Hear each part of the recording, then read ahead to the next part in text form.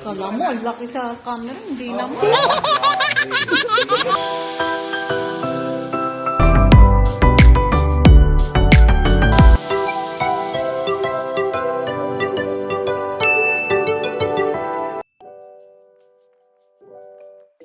Hi guys!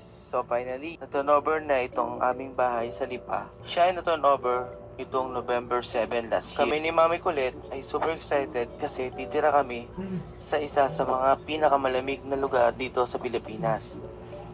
Naalala ko pa nung nagtatrabaho si Mami Kulit ng ilang buwan sa isang call center sa Lipa ay patong-patong pa ang kanyang jacket pagpasok sa work.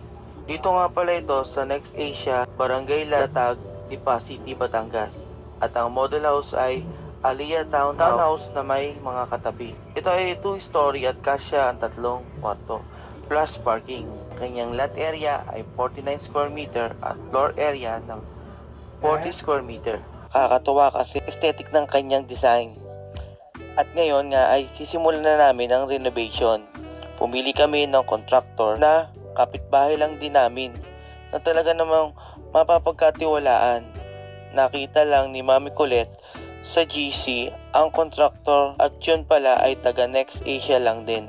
Talaga nang di na mapipigilan si Mami Kulit na sundin ang kanyang medyo na paborito na kulay, na pink. At ang kay Baby Kulit naman daw ay violet. Since nasunod sila sa gusto nilang kulay, ay ako naman nagdesisyon na puti naman kay Kuya Kulit. Parang peryahan na nga ang aming bahay pero di mapipigilan ang aking prinsesa at reyna sa kanilang gusto.